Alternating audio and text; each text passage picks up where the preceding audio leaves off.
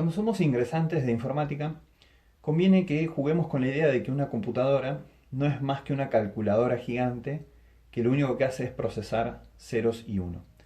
Porque en definitiva, a nivel muy básico, eso es lo único que puede hacer una computadora, procesar cadenas de ceros y uno. Nosotros en informática, desde el ingreso, vamos a empezar a ver y vamos a tener que interpretar cadenas de bits de ceros y uno. Eh, por lo general, al principio vamos a ver cadenas cortas, no más de 5, 6 u 8 dígitos, porque a medida que una cadena tiene más bits, multiplica muy rápido y muy alto los valores decimales. Entonces, por lo general se trabaja con cadenas cortas. Pero una computadora para poder mostrar o procesar una foto, un video o texto, maneja miles o millones de ceros y uno de manera muy rápida. Pero bueno, nosotros vamos a trabajar con cadenas cortas. Pero eso tiene que ser de manera muy fácil y muy automática, saber darnos cuenta cuál es el valor que tiene en el sistema decimal. Eh, una cadena de bits tiene sí o sí una representación, por lo menos en decimal o en hexadecimal. Nosotros tenemos que ver ese valor. Después, ¿qué asignación o qué interpretación se le da a ese valor decimal o hexadecimal o lo que sea? Ya es tarea del lenguaje de programación o del programador si ese valor va a representar una dirección de memoria, si va a representar una letra, un carácter. Eso no importa. Lo primero que hay que darse cuenta de manera muy intuitiva es que esto tiene un valor decimal y hay que sacarlo rápido. ¿Cuál es la forma de identificar el valor? Bueno, primero lo que hay que entender es que al igual que en el sistema decimal o en cualquiera, esto tiene una correspondencia por posición. Cada número va a tener un valor de acuerdo a la posición en la que está. Eso, por ejemplo, lo podemos ver muy fácil con el sistema decimal. Si nosotros tenemos este número, que automáticamente sabemos cuál es el valor, pero tiene una correspondencia con su posición. Esta es la posición de las unidades, esta es la posición de las decenas y esta es la posición de las centenas. Entonces lo que se hace, ya lo hacemos naturalmente, es multiplicar a esto por 1, a esto por 10, a esto por 100. Entonces tenemos el número 321. Lo mismo hay que hacer con el sistema binario, nada más que en vez de multiplicarlo por 10, cada posición va a ser una potencia de 2. Entonces tenemos 2 a la 0, 2 a la 1, a la 2, a la 3 o a la 4 o así de manera infinita. Cualquier número elevado a la 0 es 1, 2 a la 1 es 2, 2 a la 2 es 2 por 2, esto es 2 por 2 por 2 es 8, 16, 32, 64, 128 y así.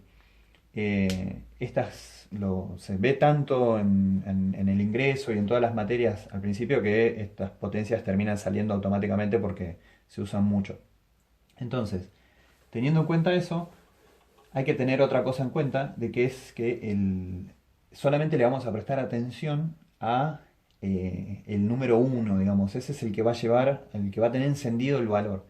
El número cero va a ocupar solamente una posición, pero no va a tener un valor asignado. Eso es exactamente lo mismo si en el caso de recién vemos este número escrito. Nosotros sabemos que el cero está ocupando una posición, pero no tiene un valor. Como están a la derecha, en este caso es lo mismo escribirlo así que no escribirlo. Pero sí, por ejemplo, si estuviese en el medio o si estuviese acá, eso le va a cambiar el valor. Bueno, es exactamente lo mismo en el sistema binario. Si nosotros acá adelante tuviéramos ceros, no le prestaremos atención.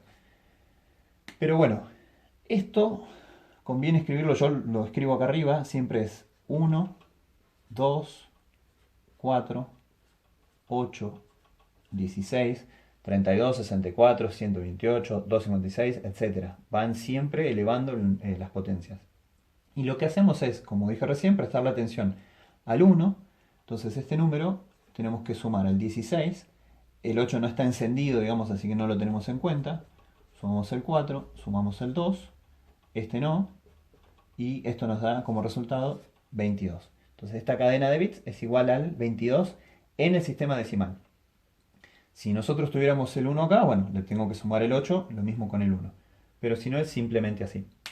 Entonces, por lo tanto, si tenemos estas cadenas de bits y queremos saber cuál es su valor equivalente en el sistema decimal, recuerden que lo único que tenemos que hacer de manera sencilla es ubicar las potencias de 2 de acuerdo a la cantidad de posiciones de números que tengamos y solamente sumamos allí donde hay un 1.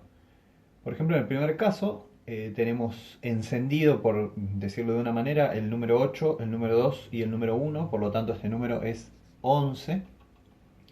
En este caso, los ceros que están a la izquierda, de la misma forma que en el sistema decimal, no los vamos a tener en cuenta.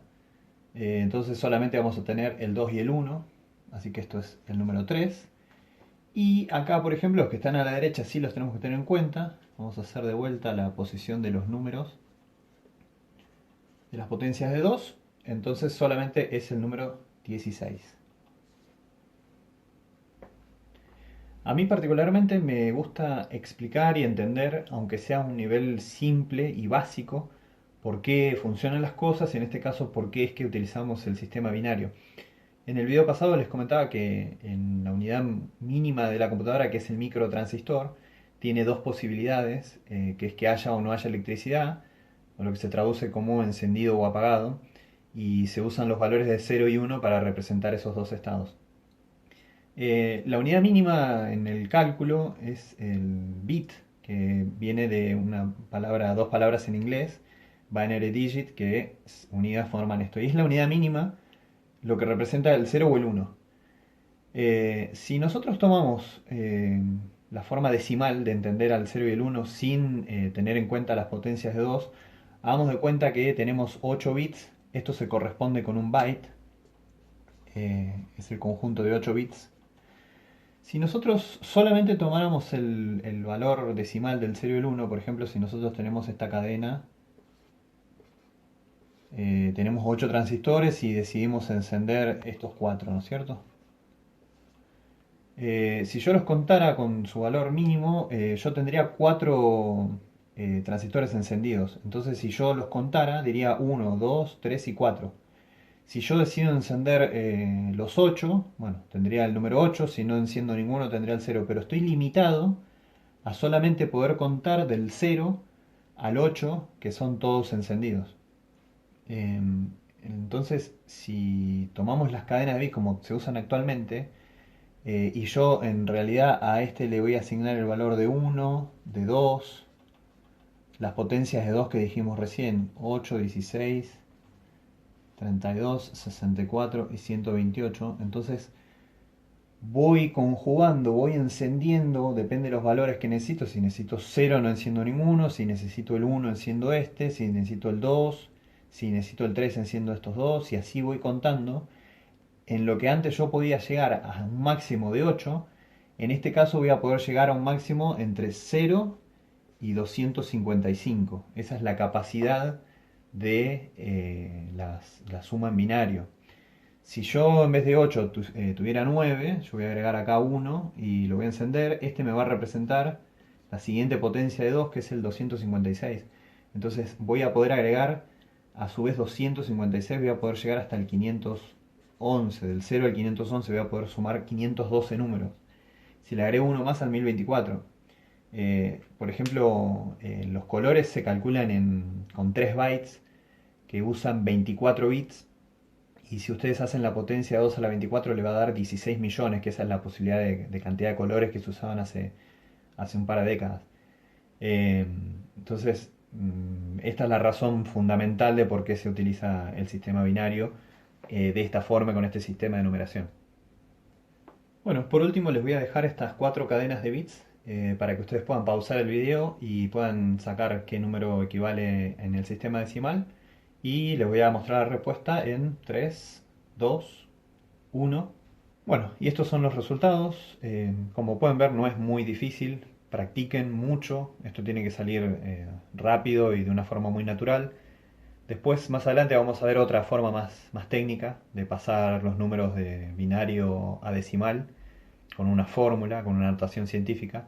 Pero bueno, les recomiendo que practiquen mucho, Cualquier consulta me lo dejan en el comentario y si no, nos vemos en el próximo video.